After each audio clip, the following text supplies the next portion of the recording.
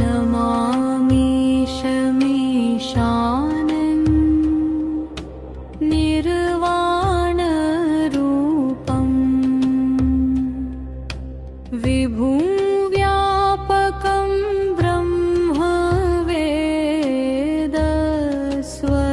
ब्रह्मवेदस्वरूपम्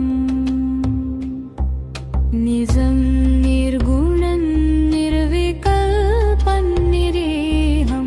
चिदाकाशमाकाशवासं भजेऽहम्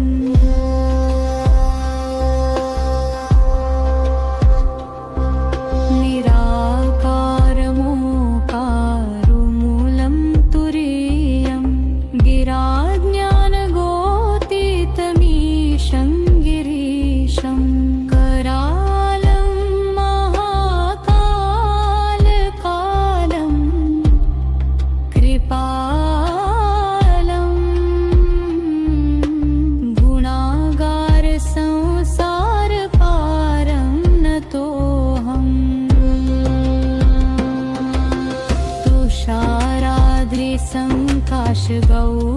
तुषाराद्रिसङ्काशगौरङ्गभीरं मनोभूतकोटिप्रभाषी शरीरं स्फुरन्मौलिकल्लोलिनी चारुगङ्गा लसद्भालबालेन्दुकण्ठे भुजङ्गा चलत्कुण्डलं भ्रूसुनेत्रं वृषालं प्रसन्नानन्नीलकण्ठं दयालं मृगाधीशचर्माम्बरं मुण्डमालं प्रियं शङ्करं सर्वनाथं भजामि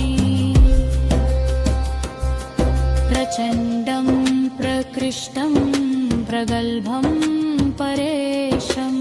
अखण्डम् अजं भानुकोटिप्रकाशं त्रयशूलनिर्मूलनं शूलपाणिं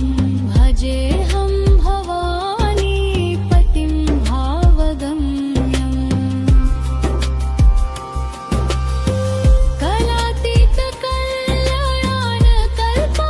कलातीतकल्याणकल्पान्तकारी सदा सज्जनानन्ददायकं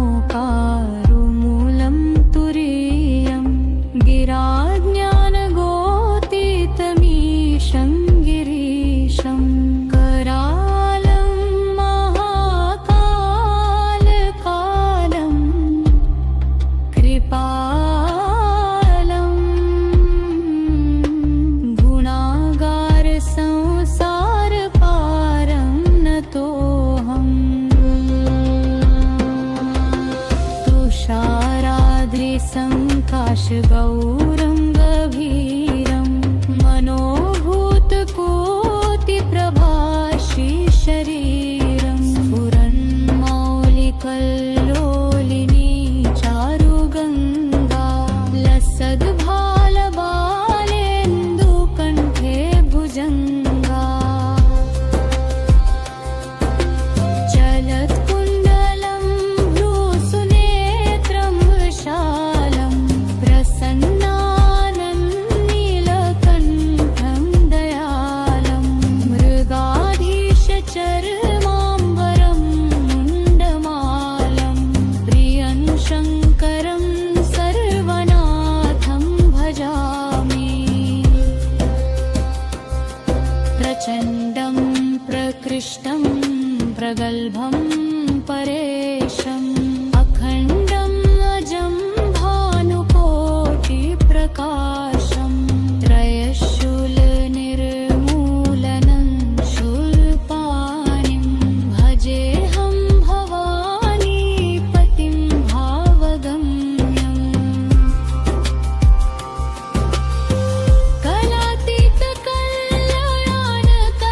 कलातीतकल्याणकल्पान्तकारी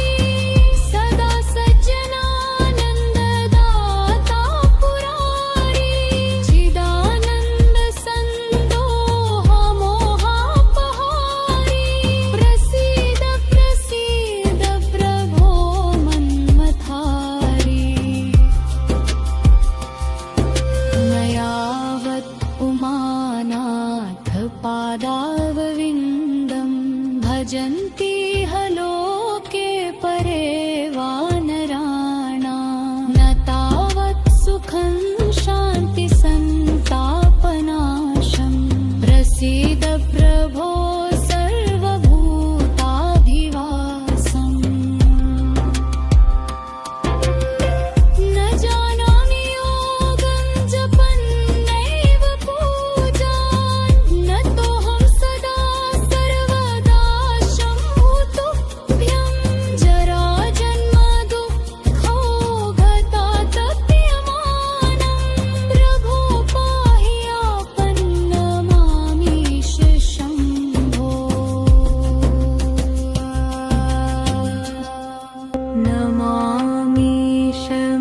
नमामीशमीशानन्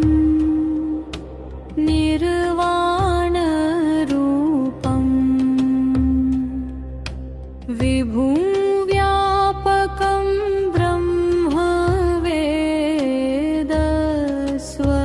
ब्रह्मवेदस्वरूपम् निजं निर्गुणं निर्विकल्पं निरीहं चिदाकाशमाकाशवासं भजेऽहम्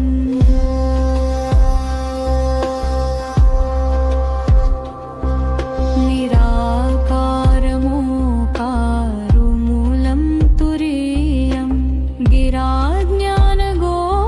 गिराज्ञानगोतीतमीशं गिरीशं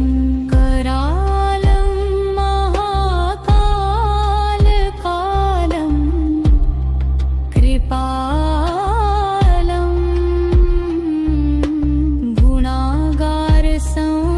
गुणागारसंसारपारं नतोऽहम्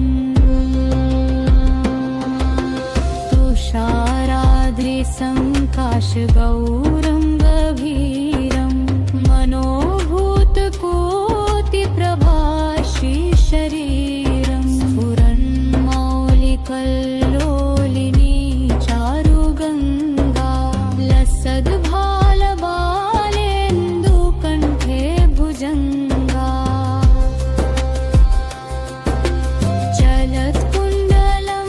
भ्रूसुनेत्रं विशालं प्रसन्नानन्नीलकण्ठं दयालं मृगाधीशचर्माम्बरं मुण्डमालं प्रियं शङ्करं सर्वनाथं भजामि प्रचण्डं प्रकृष्टं प्रगल्भं परेशम् अखण्डम् अजं भानुकोटिप्रकाशं त्रयशूल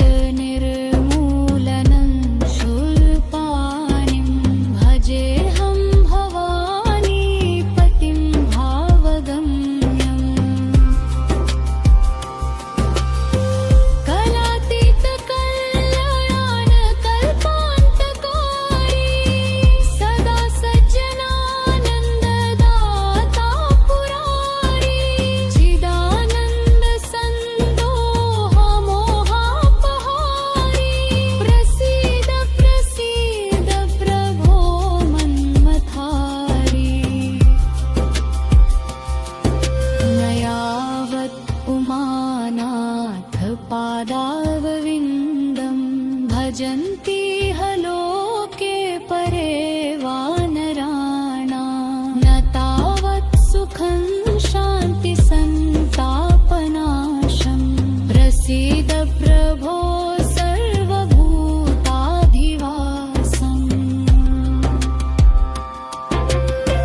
न जानामि योगं जपन्नैव पूजान् न तोऽहं सदा सर्वदा शम्भुतुभ्यं जराजन्म दुःखो गतातप्यमानं प्रभो पाहि आपन्नमामीश शम्भो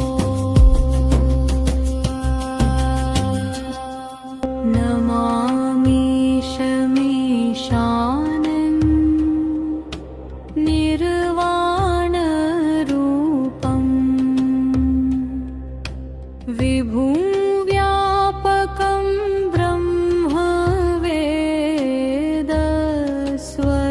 ब्रह्मवेदस्वरूपम् निजं निर्गुणं निर्विकल्पं निरीहं चिदाकाशमाकाशवासं भजेऽहम्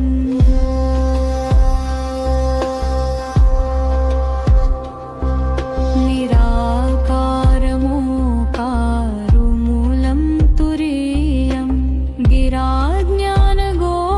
गिराज्ञानगोतीतमीशं गिरीशं करालं महाकालकालं कृपालं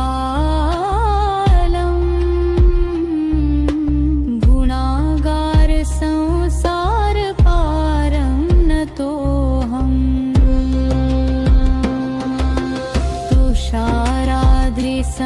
तुषाराद्रिसङ्काशगौरं गभीरं मनोभूतकोटिप्रभाषी शरीरं स्फुरन्मौलिकल्लोलिनी चारुगङ्गा लसद्भालबालेन्दुकण्ठे भुजङ्गा चलत्कुण्डलं भ्रूसुनेत्रं वशालं प्रसन्नानन्नीलकण्ठं दयालं मृगाधीशचर्माम्बरं मुण्डमालं प्रियं शङ्करं सर्वनाथं भजामि प्रचण्डं प्रकृष्टं प्रगल्भं परेशम् अखण्डं अजं भानुकोटिप्रकाशं त्रयशूलनिर्मूलनं शूलपाणिं भजेऽहं भवानीपतिं भावगम्यम्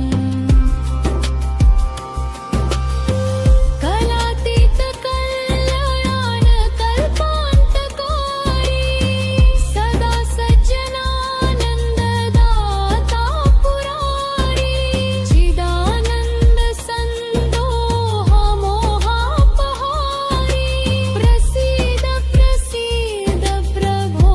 मन्मथारी न यावत् उमानाथ पादावविन्दं भजन्ति ह लोके परे वानराणाम् न तावत् सुखं शान्ति सन्तापनाशम् प्रसीद प्रभो सर्वभूताधिवासम् न जानामि योगं जपन्नैव पूजान् न तोऽहं सदा सर्वदा शम्भुतुभ्यं जराजन्म दुःखो गतातप्यमानं प्रभो पाहि आपन्नमामीश शम्भो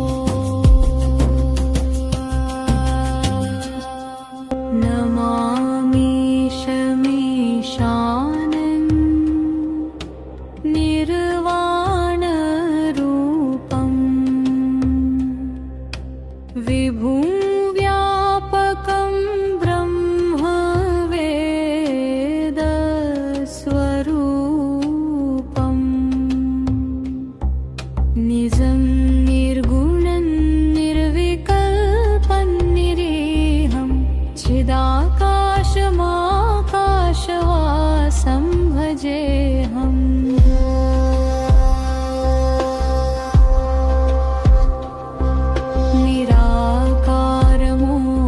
निराकारमोकारुमूलं तुरीयं गिराज्ञानगोतीतमीशं गिरीशं करालं महाकालकालं कृपालं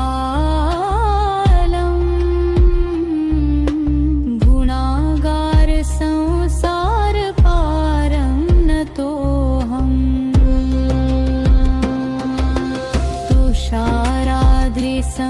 तुषाराद्रिसङ्काशगौरं गभीरं मनोभूतकोटिप्रभाषी शरीरं स्फुरन्मौलिकल्लोलिनी चारुगङ्गा लसद्भालबालेन्दुकण्ठे भुजङ्गा चलत्कुण्डलं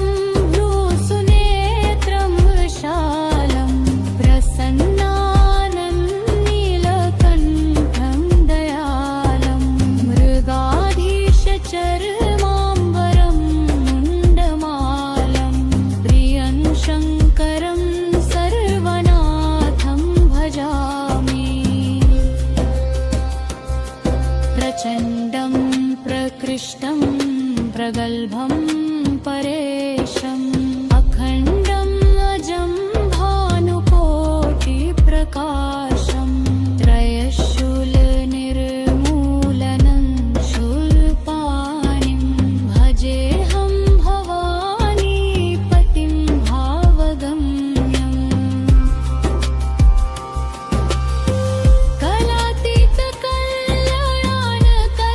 कलातीतकल्याणकल्पान्तकारी सदा सज्जनानन्ददाता पुरारी चिदानन्दसन्दोहमोहापहारी प्रसीद प्रसीद प्रभो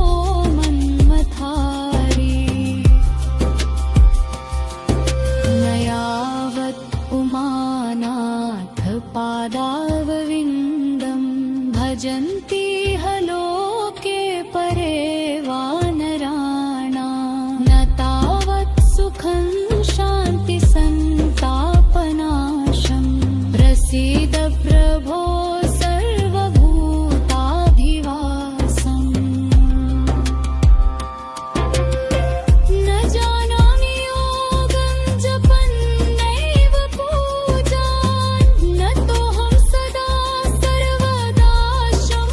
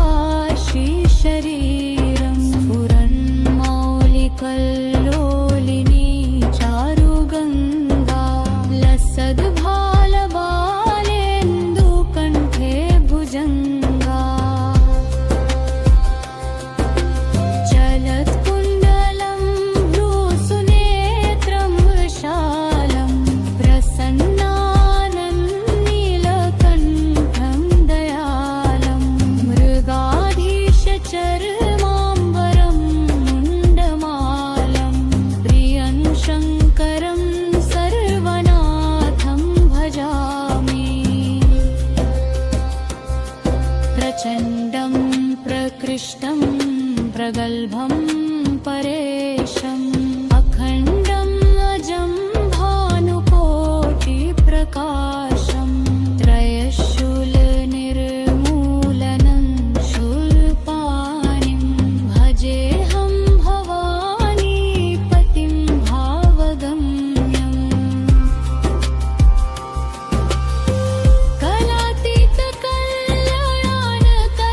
कलातीतकल्याणकल्पान्तकारी सदा सज्जनानन्ददाता पुरारी चिदानन्दसन्दोहमोहापहारी प्रसीद प्रसीद प्रभो मन्मथारी न यावत् उमानाथ पादावविन्दं भजन्ति ह लोके परे वानराणां न तावत् सुखं शान्ति सन्तापनाशम् प्रसीद प्रभो सर्वभूताधिवासम् न जानामि योगं जपन्नैव पूजान् न तोऽहं सदा सर्वदा शम्भुतुभ्यं जराजन्म दुःखो गतातप्यमानं प्रभो पाहि आपन्नमामीश शम्भो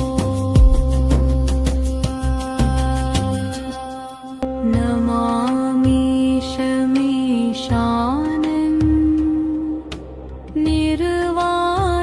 निर्वाणरूपम् विभुं व्यापकं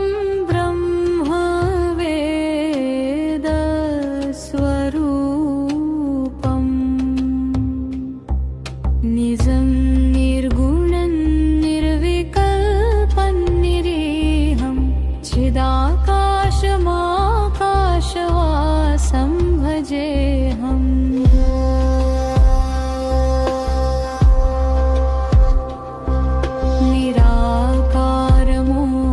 निराकारमोकारमूलं तुरीयं गिराज्ञानगोतीतमीशं गिरीशं करालं महाकालकालं कृपालं गुणागार संसारपारं नतोऽहम्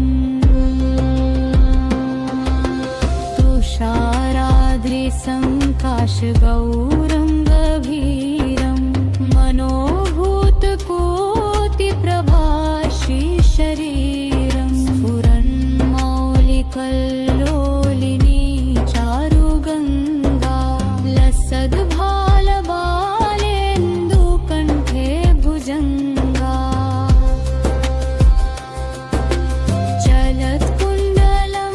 भ्रूसुनेत्रं विशालं प्रसन्नानन्नीलकण्ठं दयालं मृगाधीशचर्माम्बरं मुण्डमालं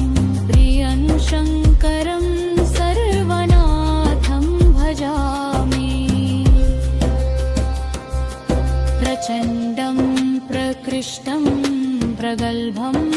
परेशम् अखण्डम् अजं भानुकोटिप्रकाशम् त्रयशूलनिर्मूलनं शूलपाणिं भजेऽहं भवानीपतिं भावगम्यम्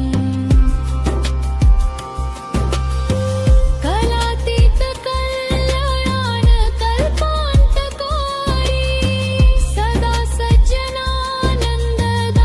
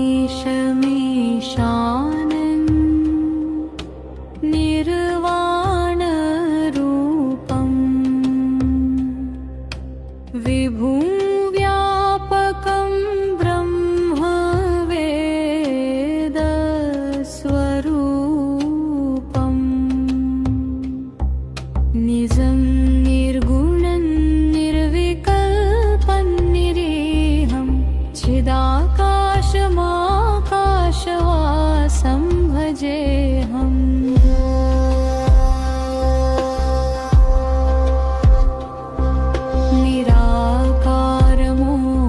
निराकारमोकारमूलं तुरीयं गिराज्ञानगोतीतमीशं गिरीशं करालं महाकालकालं कृपालं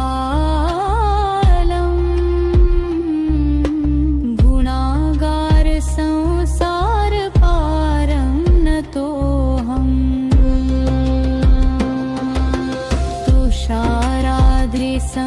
तुषाराद्रिसङ्काशगौरं गभीरं मनोभूतकोटिप्रभाषी शरीरं स्फुरन्मौलिकल्लोलिनी चारुगङ्गा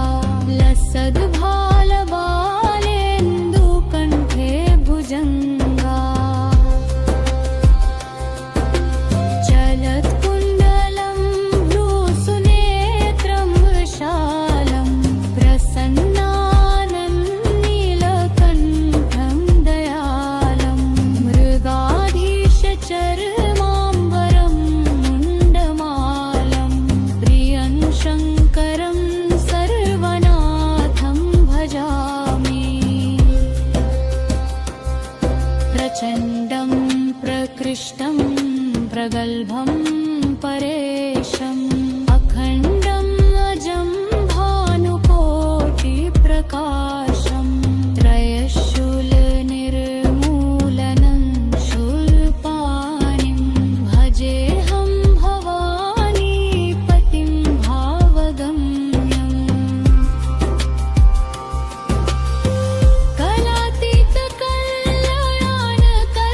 कलातीतकल्याणकल्पान्तकारी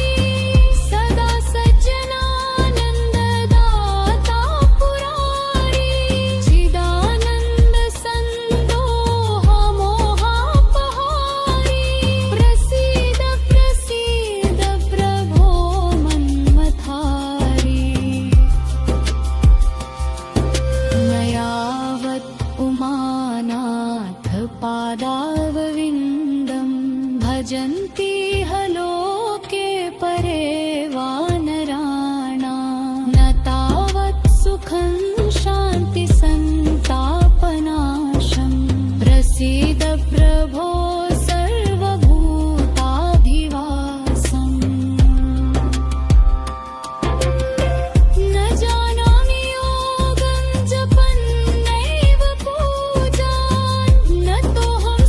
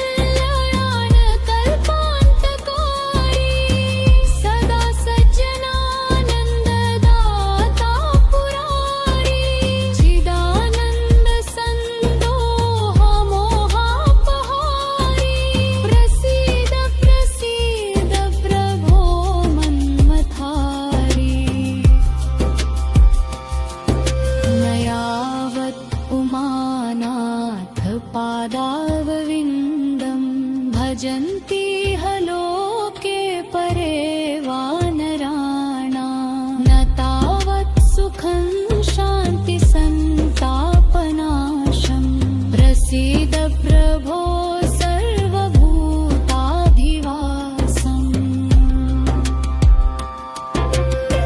न जानामि योगं जपन्नैव पूजान् न तोऽहं सदा सर्वदा शम्भुतुभ्यं जराजन्म दुःखौ गतातप्यमानं प्रभो पाहि आपन्नमामीश शम्भो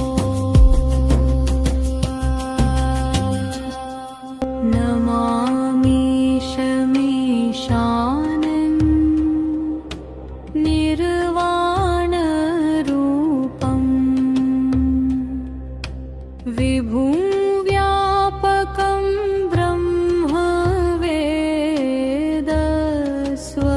ब्रह्मवेदस्वरूपम् निजं निर्गुणं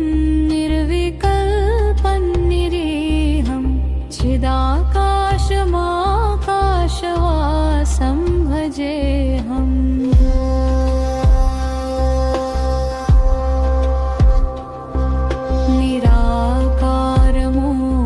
निराकारमोकारमूलं तुरीयं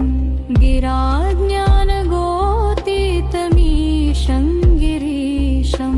करालं महाकालकालं कृपालं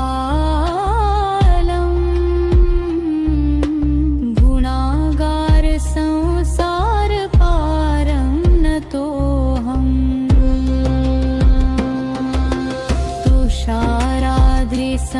तुषाराद्रिसङ्काशगौरं गभीरं मनोभूतकोटिप्रभाषी शरीरं स्फुरन्मौलिकल्लोलिनी चारुगङ्गा लसद्भालबालेन्दुकण्ठे भुजङ्गा चलत्कुण्डलं भ्रूसुनेत्रं विशालं प्रसन्नानन्नीलकण्ठं दयालं मृगाधीशचर्माम्बरं मुण्डमालं प्रियं शङ्करं सर्वनाथं भजामि प्रचण्डं प्रकृष्टं प्रगल्भं परेशम् अखण्डम् अजं भानुकोटिप्रकाशं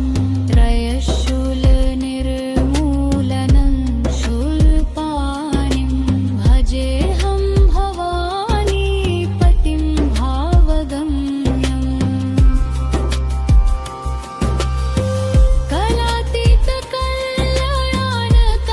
कलातीतकल्याणकल्पान्तकारी सदा सज्जनानन्ददाता पुरारी चिदानन्दसन्दोहनकारणं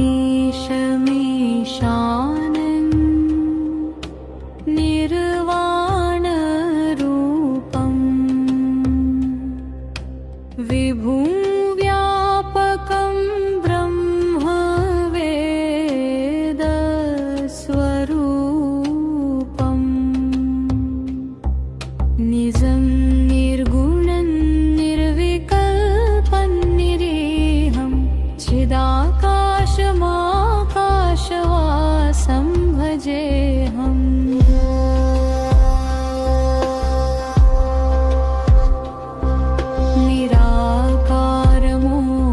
निराकारमोकारमूलं तुरीयं गिराज्ञानगोतीतमीशं गिरीशं करालं महाकालकालं कृपालं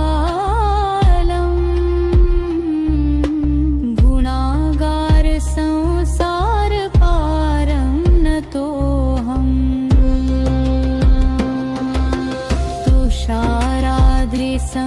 तुषाराद्रिसङ्काशगौरं गभीरं